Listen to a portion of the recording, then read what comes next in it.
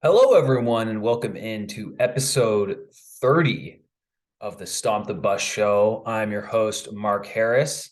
Our co host, Colton Dodson, can't make it tonight, so I'll just be riding solo with you. Got some Pac-12 media deal stuff to talk about, comments from Ray Anderson, some potential partners. But before we get to that, this is an ASU podcast, first and foremost.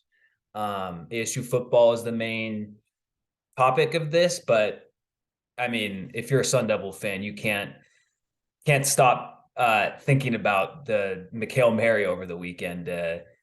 ASU basketball keeps its season alive with a, I don't know, 60-foot shot from Desmond Cambridge at the buzzer to beat Arizona in Tucson, 89-88. It was an absolutely insane play, and there's no way to describe it. And it saved the season for ASU. If ASU doesn't win that game, their tournament chances are you have to win in the Pac-12 tournament. Basically, you have to win the Pac-12 tournament, or you have to sweep the LA schools on the road this weekend, which that is not going to happen. So, just one of the great ASU sports moments in recent history, honestly. There haven't been a lot of great moments in the past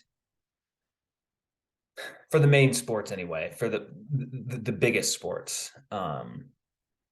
Softball had a good run last year, but they lost right away in the playoffs, and their coach left right after. So people can throw that in there, but I mean that was just such a great moment for ASU basketball to win in Tucson. You saved the season, and you played a great game too. Even though it did take a miracle shot to win, ASU basketball legitimately had an incredible game. They were making tough threes. Even guys, Jemiah Neal, Alonzo Gaffney, great games from them, both reaching double figures. Warren Washington has a good game. DJ Horn, another good game. Obviously, Desmond Cambridge, great game. Incredible shot. I mean, he talked after the game.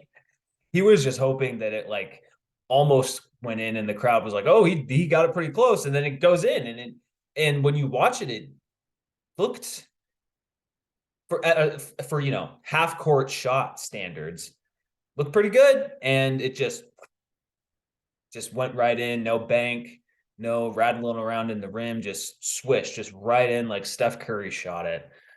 Just an amazing play. It gets ASU basketball to 20 wins, that's big for ASU basketball. Okay, you can, I don't know how many non-ASU fans are watching this, but go look at Wikipedia and the ASU, basketball wins by year. It's 20's good. That's what I'll say. And I'll talk about bracketology in a bit, but your season is very much alive. You can probably get in the tournament just by splitting with the LA schools this weekend. And if you lose both games, it's going to be trickier, but you can make up for it in the Pac-12 tournament, win a few games there and bolster up the win-loss column.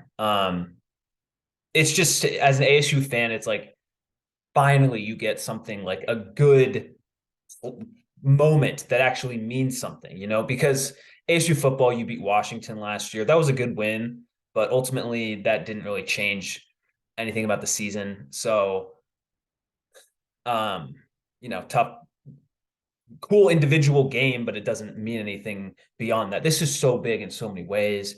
For one, like I mentioned earlier, it keeps you on the track, or really it doesn't keep you on the track. It puts you back on the track of potentially making the NCAA tournament. And, as of right now, they are I think Lunardi has them as the last team in. So now you're getting to the point where, we should be rooting for these. For example, Oklahoma State lost yesterday, Nevada lost, Clemson lost. I'm recording today, the 28th of February. Clemson lost to Virginia today. These are all very good things for ASU. They need the other bubble teams to start falling off. And obviously, for any bubble team, you don't want some smaller school to go steal a bid in the NCAA tournament. So that's always an issue. So ASU definitely is not out of the woods just yet with one big win, but I mean, the shot basically saved the season. It's crazy because I've been up and down on Bobby this year, Coach Bobby Hurley. And they start the season off great, but even in the non-con, you lose to Texas Southern and you get blown off the court uh, at San Francisco by the Dons. And then in the Pac-12, you lose to U of A early. Okay, people kind of expected that. Then they get on a good run, beat the Washington schools at home, beat the Oregon schools on the road. They were just off to a good start in Pac-12 play. You lose to UCLA, and then you lose 5 out of 6, and it's like, oh man, it's like back. It's the scary movie that comes back again. Michael Myers haunts ASU in the form of a mid-season Pac-12 conference losing streak. Doesn't matter what happened, anything with ASU, they will have that streak at some point. But then they kind of rebounded throughout the season. You beat the Bay Area schools on the road and in very unimpressive fashion, but you avoided a terrible loss. And then you split with Utah and Colorado at home. And, going into that game in Tucson at 19-9, nobody really thought you were going to make the tournament, because heading into that game in Tucson, you had 3 road regular season games left. They were in Tucson and the 2 LA schools, and those are the 3 best teams in the league. And so you're thinking, okay, like, I wish we had won, one of the games on the Washington road trip where we lost them both. I wish we had beaten Colorado at home. I wish we had beaten Oregon at home. Because you don't expect to win those 3 road games at the end of the year. Well, they're probably not going to win all 3, but they've won at least one. And so if they split in LA, then they'll go 2-1 on the road trip. So they are very much alive. And it's so weird. For the first part of the season, I'm like, oh, I can't. I'm booking tournament tickets. Me and some of my friends, we were thinking if ASU gets seeded in, I think the only 2 Western regions of the country are Western first round locations are in Denver, Sacramento. Sacramento's a little closer to Phoenix, but both are long driving distance, short flights. And we're thinking, oh, let's go. They might be like a 6 seed. And so maybe they'll just get pushed, placed in Denver, placed in Sacramento. That's not going to happen. Now it looks like they might be having to use those frequent flyer miles heading back to Dayton because that's kind of looking like where that's where they'll start the hopefully NCAA tournament if they get there. But I mean, at this point, it's like just get to the tournament, and that's like I mentioned earlier. That's kind of, I don't even want to say that's the standard at ASU, but that's for me, that's the standard when you have a good team, and the Sun Devils do. The Cambridge brothers. Devin Cambridge didn't have a huge game. One huge rebound at the end. He kind of stole it from Tubelis, but he's been a great player for us. The Auburn transfer, Desmond Cambridge, hit the great shot. He's just a fantastic shot maker when he gets hot. Warren Washington, great center. I wonder what his NBA future is like because he is fairly skilled. I don't know how well he'll be defensively, but it'll be interesting to watch his professional career. And it's it's just I did not. I mean, I was watching the game with Colton and our friend Connor, and we're out most of the second. It looked like U of A was going to pull away. They would build like a 5-point lead, 6-point lead, and you're like, okay, I've seen this movie before. Like ASU's fought in these games before, but then U of A goes on to win by 10 points. Looked like that was going to happen. Looked like it was going to happen late in the game, but ASU kept fighting. And Hurley's teams, and they pull off the win. And Hurley's teams, there's just an inconsistency with them. That's just part of it. And you saw it in this last game. I think they had a kind of a scoring drought there for a little bit. Sometimes guys take, threes way too early in the shot clock, and it can be frustrating. But the one thing with Bobby is those guys play hard for him. And I was not happy with Bobby very recently. I think after the Colorado loss at home, that was a really tough loss. And after that loss, it looked very unlikely they would make the tournament. And I mean, that that was really disappointing based on how they started the season. Now they've kind of rebounded a bit, and it's like, oh, they might actually make the tournament now. They've got to 20 wins, which they had that when they lost to Colorado, I was not sure that was going to happen. The only winnable game at that point seemed like it would be Utah. So getting to 20 wins, that's big. They're at 20-9. They're well on the bubble. And going back to Bobby, he has 1 year left on his current contract.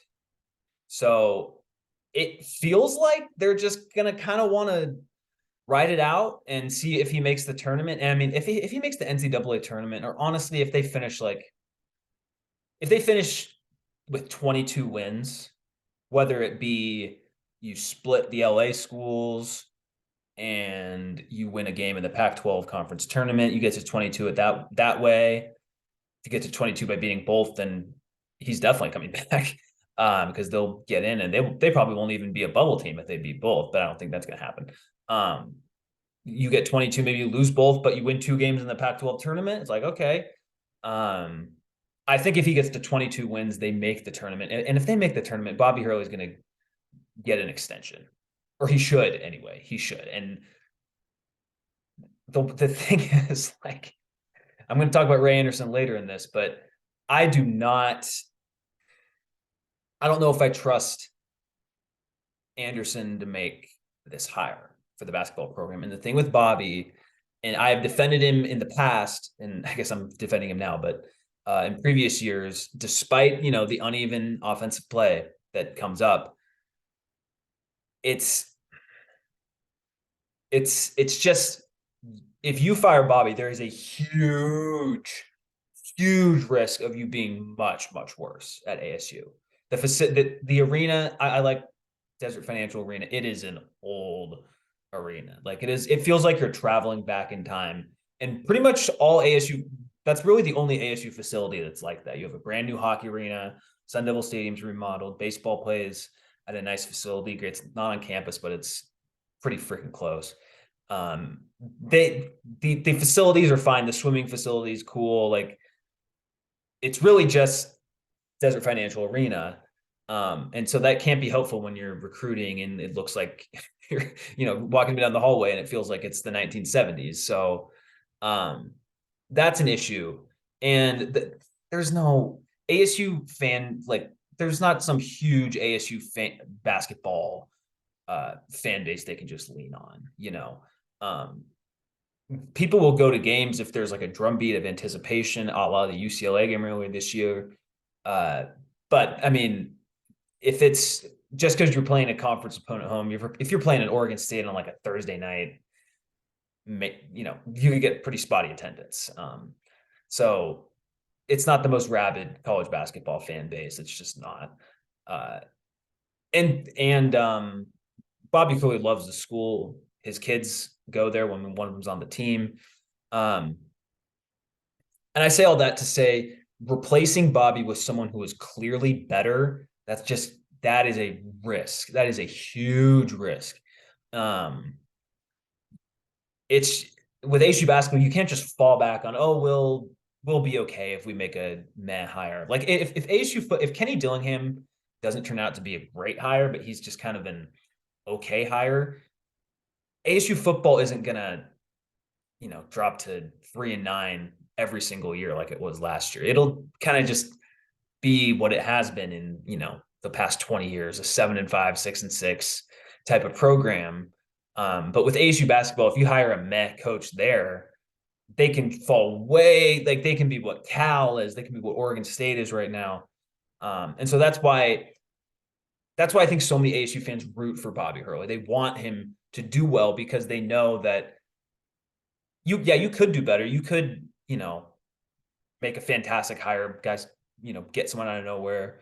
Maybe you pick off a coach from somewhere else.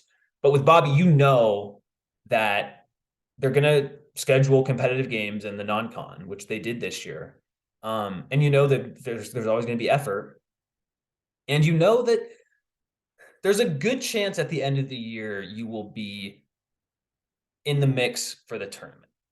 That's what I'll say. I'm not going to say you go in every year thinking we're going to make it, because we're ASU basketball and that's what we do, because that's not how it is. But if they make the tournament this year, I think he's been here 8 years, 8 or 9 years. I think 8.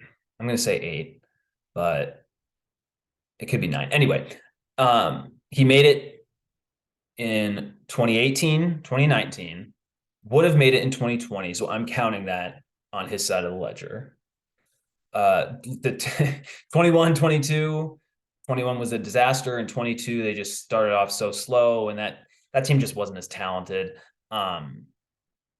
And they didn't make it those 2 years. But then this year, 23, you make it. I mean, that's basically like every other year you make the tournament for ASU, and that is you shouldn't just scoff at that, because there's some ugly games every once in a while. But in fairness to people who were critical of Bobby earlier this year, like, you didn't know there was no sign that they were just going to turn this around, when they had that losing streak, kind of late January, early February. It did not look like there was some light at the end of the tunnel at times. So obviously it's fantastic. They've turned things around. You hit the miracle shot, maybe the karma sports gods, you lose on a buzzer, on a tip in to Texas Southern to start the year. But maybe all the machinations of everything, you win in Tucson on a 60-foot buzzer beater. So it was just one of the craziest games. I think this is the most I've just celebrated an individual play for ASU since the Jail Mary back in 2014, the walk-off Hail Mary to Jalen Strong against USC. It was the same emotion. It was the holy cow, we actually won. Against a superior program on the road. It was huge for our season. I mean, I'm just so excited because now it's like, oh my gosh, we can make the tournament now, and that's how I felt pretty much for most of this entire ASU season up until like a few weeks ago. So it's fantastic. Desmond Cambridge, look, he's been here for not even a year, but that's always going to be in the lore of ASU history, or whatever you want to call it. It's always going to be talked about. People are still coming up with the nickname. I think McKale Mary is great. I know that there are some ASU fans that don't like it because it's using the opposing arena in part of the description of it. I've seen some people say the Miracle McKale. I've seen Game Bridge, the Desmond Dagger. Desmond Dagger is my second favorite of those. But I mean, McKale Mary is fantastic. It fits. I think that's kind of just been the most natural one on social media. People will know what it means. And man, it's so funny because as we were watching those late free throws by Ballo, and for those of you who don't know, late in the game, ASU doesn't score. DJ Horn misses a 3. Ballo gets a rebound, although should have been over the back on that one. But anyway, it doesn't matter. Gets fouled. He's Omar Ballo. He's like a 57% free throw shooter. And lo and behold, he misses the first one. And I know this is just some huge Monday morning quarterbacking, but you have to tell him to purposely miss the second one. Because me and Colton and Connor, we were all watching that game being like, please make this next one, please. Because ASU is not winning that game if the ball careens off the hoop and it has to land into someone's hands. Oh, and you have to get like a good run up to get a half court shot off. It's just too much. Sure, it could happen if the ball bounced the right way, but it's just so much more required, as opposed to him making the second free throw, which he did. ASU inbounds, and they credit to Bobby. They ran a great play. They just had they had a screener take a guy in the backcourt or in the back half of the court, and then Cambridge ran around, got like one dribble, launched it, swish. I thought he could have had another dribble and made it because I think he left it I think the ball left his hands with 1.4 seconds left on the clock or something. So he probably had one dribble to spare, but I shouldn't be telling him how to do it since he won it. And, even 3 days later, it's just like, wow, I probably watched that highlight so many times. It's got to be one of my most replayed sports highlights I've seen in my life. And for those of you who haven't heard the ASU home announcer call, Tim Healy, Kyle Dodd. I mean, Kyle Dodd loses it. There's like a high pitched woo in there. I mean, I heard him in an interview afterward say, like, I hope I didn't swear in that. And you love it because if you're an ASU fan, it's so hard to go down to McKale and win. I think the only time I've previous to on Saturday seen them win in McKale was, I want to say that was the 2020 season. That was when ASU was a good team. They had Dorton Cheatham. And I think that was the year that U of A, I think that was like the Nico Mannion year. That was the worst year that they've had.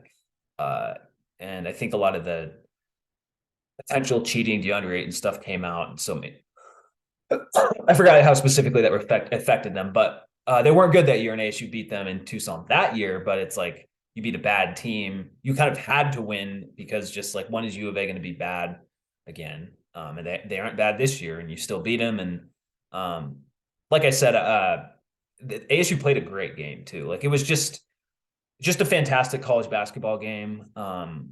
We don't talk about college basketball a lot on this show. Sometimes I'll be frank with you guys. Like, sometimes college basketball can just be absolutely brutal to watch. And the skill, obviously with any, pro sport and college sport, there's a difference in talent, skill level, proficiency, but for whatever reason, it just highlights itself so much more in college basketball. And, maybe at least from an entertainment value, I get that the average college pitcher is nowhere near the MLB pitcher, but from an entertainment value, college baseball and MLB, there's an argument college baseball is even more entertaining. And NFL, college football, same type of debate. So, but ASU at U of A, it was just a great college basketball game. Guys were hitting shots. There was good defense being played as well. Great environment, So, yeah, that's pretty much all I have to say about it. But it was just such a great game. Great shot, just one of the iconic ASU sporting moments of my time as an ASU fan. I've started going to school there in 2014. So pretty much before then, I didn't have any real connection to it growing up out of state. But that was just such a great moment. And hopefully it springboards ASU onto at least an appearance in the NCAA tournament. There would be nothing more on brand than ASU hitting that shot, winning the game. You get to 20-9, things are looking good. Then you lose both LA games, and you lose to like Stanford or Cal in the first round of the Pac-12 tournament, and it's just it all just kind of falls apart. So hopefully that scenario doesn't happen. I don't think it will, but things are looking good for ASU, and so go to my rooting interest is now all the teams that are playing bubble teams, keep knocking off our competition. So yeah, just a fantastic moment for ASU, and it just keeps your season alive, and it's just a great moment. Anyway, on to football, or really football TV negotiations, which are so much fun, he said sarcastically. Yeah, Pac-12 still has not finalized a media deal, and it's getting annoying just waiting on it. But from the other side of my brain, I'm like, okay, well, what's the standard process for a media deal to get done, especially one that's going to involve streamers? And so the way this relates to ASU is that Arizona State Vice President of University Athletics, Ray Anderson, he's the athletic director. It's a different title. he's officially the vice president for university athletics, but he's the athletic director. And he went on Arizona sports radio station. They do a thing called Newsmakers Week where they just have local sports executives, figures in the Valley come on and get asked some questions about stuff. But what he said that kind of caught people's attention was, I am looking for the exact quote. He basically gave a quote, and I'm going to read it out, the exact quote, while I find it in the article, but it was a quote saying, "We're not going to get as much in the media deal as originally projected, but it will be enough to keep everyone happy and to keep the conference afloat." Which I found to be an interesting quote. I think that could be true. It's just there's no way that there's no way that the people higher up were like, "Oh, thanks for saying it'll just be solved enough." Okay, I'm going to read the quote here. Quote, "We've just been forced, like everyone else, unfortunately, to let this thing play out because we're not directly in the driver's seat. That being said, we have confidence our commissioners and our presidents and chancellors are going to get to a place where a media rights deal and a grant of rights is done. It may not be the projections originally contemplated, but will be a solid enough financial situation to keep this conference together. And then we will really work hard to move forward positively." So the key kind of sentence in here is, it may not be the projections originally contemplated, but it will be a solid enough financial situation to keep this conference together. That is the money sentence in that, because the rest of it is really just, speculation. And because the thing is with these media deals is that there's I mean, I don't report on this. This is something that John Wilner said, okay? And he's Bay Area news reporter. Basically what he is saying is like, these media deals, like there's way fewer people that truly know what's going on than people think. It's really only the people negotiating.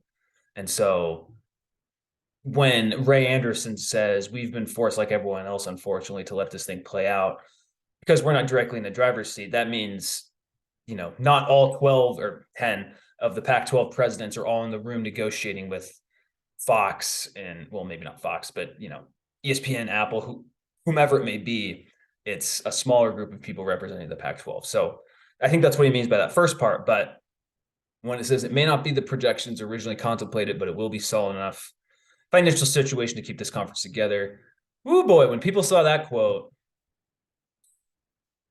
they reacted to it quite strongly. And it's so funny to me because it's basically like a Rorschach test. I think I pronounced that right. A Rorschach test on like what you think is going to happen with the Pac-12.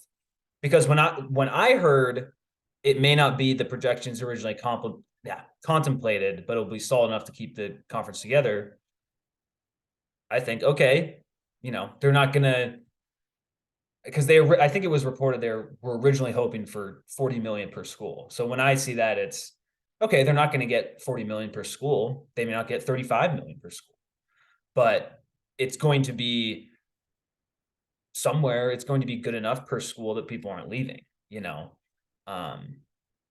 because sometimes people think that like a school like ASU or Arizona, Colorado, Utah, if the Pac-12 per school gets lower than the Big 12's, I think it's 31.7 million per year per school, then if the Pac-12 gets 30 million per year, then all these schools are just going to leave. And it's like, it would have to be way lower. I mean, I feel like 25 million that's where you can actually start talking to, would this school actually leave, So anyway, when I heard that, I think honestly, when I hear him say that, like, I think then it means it's just going to be just less of an impressive deal than they had originally hoped. But does that mean the Pac-12 is going to break up? Maybe. I'm not.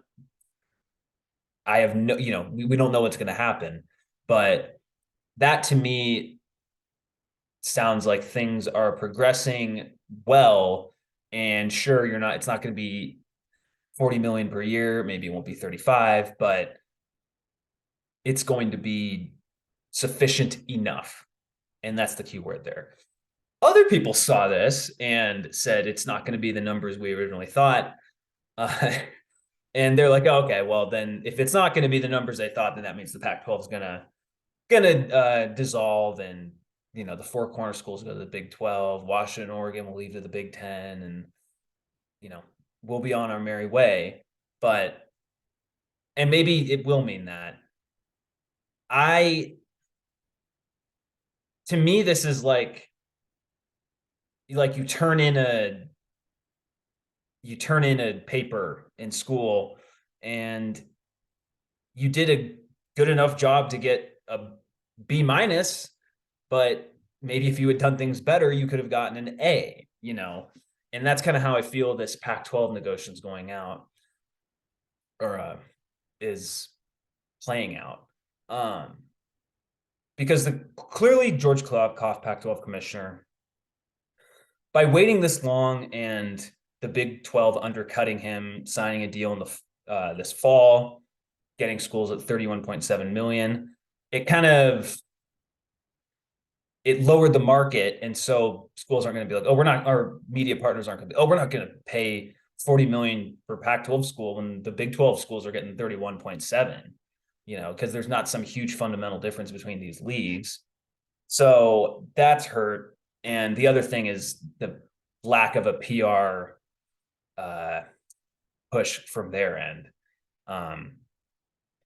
just when it regards to social media and all that. But maybe when it's done, and no one will remember this stuff anymore. But I did think those were interesting quotes from Anderson. I will say this. The fact that he said it will be a solid enough financial situation to keep this conference together. I mean, look, I get it that you're committed until you're not committed, right? You're committed until there's a better opportunity elsewhere. But I think those are pretty, I don't want to say definitive, but it's pretty clear language that, yeah, it's not going to be amazing, but solid enough financial situation to keep this conference together. We're probably going to stick together. That's what I read from that. And the fact that Ray Anderson, who is not the president, some people said on social media, he is the athletic director. The fact that information is getting all the way down to him, that makes me think that behind the scenes, they at least have some options on the table. So we'll see what happens. It's it's this. I was really hoping. I wasn't expecting per se, but I was hoping that all this would be done by the next time we recorded. But it's still going along. There was some reporting. There was some reporting on Friday. Brett McMurphy of the Action Network reported that Ion Scripps, which is owned by Scripps Television, I think they own TV stations. Ion Television, which is plays reruns from old TV shows, that they emerged as a partner. And that really caught my eye because it's why would they be going to Ion Television? That doesn't make any sense. And then 2 hours later, Stuart Mandel of The Athletic said Ion and Pac-12 are not negotiating. And today, John Wilner said on a Seattle radio station that Ion and the Pac-12 have not been in contact. I think he mentioned if they were in contact, then Oregon, or I think he tweeted something of if they were in contact, Oregon and Washington would have laughed Kliavkoff out of the room or something. So personally, I don't believe that Ion is really in the Pac-12 deal. We'll see. We shall see. But that's just my view of it. And since the last time we talked, or we recorded, Apple TV has emerged as a potential landing spot. This came out on February 21st, reported by Andrew Marchand of the New York Post. There was some in there that say the Pac-12 might go exclusive streaming, meaning you could only find Pac-12 content on Apple TV. I just don't believe that's how it's going to go down. You read, it's just there's not any report of like, oh, ESPN is withdrawn from Pac-12 or Amazon is withdrawn. There's stories of Amazon wanting a Friday night game. So, but when it comes to Apple TV, I'm fine with having a lot of stuff on there. Honestly, like for me, and I'm 27 years old. I get it. It's really not that hard to access Apple TV. It takes like 3 clicks of your Roku remote and you're already on there. And the other thing is like you'll know when the game is going to be with Apple TV more so because they just have more ability to show the game, and there's not like they're not constricted to like time slots like TV. So I mean, I think that would be a great partner for the Pac-12. There's also, been some speculation that maybe they just use all the current Pac-12 network studio equipment and all the resources they already have built out for that and just use that for their Apple broadcast. And they just use all that equipment to show women's basketball games and men's basketball games and football games or whatever it may be. And maybe that's something that kind of smooths this negotiation with Apple, who hasn't been in the college sports space, although they have been in MLS, and it seemed like it was pretty. I didn't watch it, but it seemed like it was pretty easy for people to find games. And to me as a fan, I just am not that worried about Pac-12 and Apple. I think that's a good partner. And yes, I'll grant, like, if you're arguing, oh, it would be bad because it would be harder to find, I would say I give you that. If it's 100% on Apple, then yes, that would be worse. But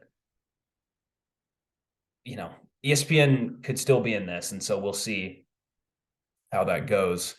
I'm just not worried about being I just don't think it's that hard to find Apple TV on your remote. They make it easy for people to get Apple TV, and it comes with like the app already loaded on iPhones as it is. So, when it comes to this Pac-12 thing, like I'm just waiting really for the final deal to come out, and then we can see how this goes, because excuse me. I'll be honest, like I don't want the Pac-12 to just go away in this round of media negotiations. And it's not that like I'm vehemently opposed to ASU going to the Big 12, because I'm not. It's just I don't want the Pac-12 to just die just yet, just because people can, figure out the money and all that. But it's obviously realistic that it does happen. I'm not saying it 100% won't. I don't know. But I don't think Oregon State and Washington State should just get thrown aside to the Mountain West just because other schools, the LA schools left. And so now those two are on the looking on the outside of it. My dad went to Oregon State. I have a lot of friends that went to Wazoo. I'm sorry, like it's more fun for me as an ASU fan if ASU is playing those teams as opposed to teams in the Midwest, basically, in the Great Plains. And so I'm, as an ASU fan, like you have to be prepared of like, we could very well go to the Big 12. Like I am not, and I would be fine with that. It's just, I think ASU should, it's not really, it's just the thing is we all nobody really knows what's going to happen until a deal becomes finalized. And then maybe schools are like, okay, that's not enough money. We're going to bounce. Obviously, if Oregon and Washington leave for the Big Ten, then this whole thing falls apart. But I don't know. I don't think that's happening anytime soon. For one, those schools would be dilutive to the Big Ten's uh,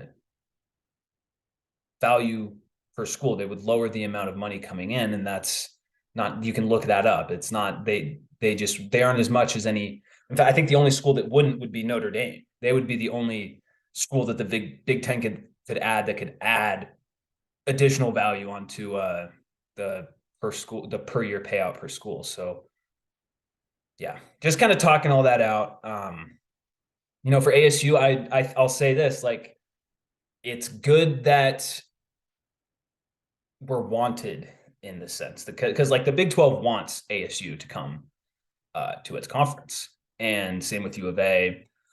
I'd imagine Utah and Colorado as well, because those schools just keep getting bandied about as possible Big 12 additions. And like, it's better to be that than be like Oregon State or Washington State, where you don't know what's going to happen if the Pac-12 falls apart. If the Pac-12 falls apart, ASU could just go to the Big 12. It probably, I sincerely doubt it is President Michael Crow's first option. For those of you who don't know Crow, I don't know him either, but I've followed him, and he is not like sports minded first when it comes to college administration, or really like big time sports first. Like, Michael Crow was a huge Larry Scott supporter, defender, and so I just don't think that equates with him being like, let's get ASU to the Big 12 as soon as possible. I just don't see that.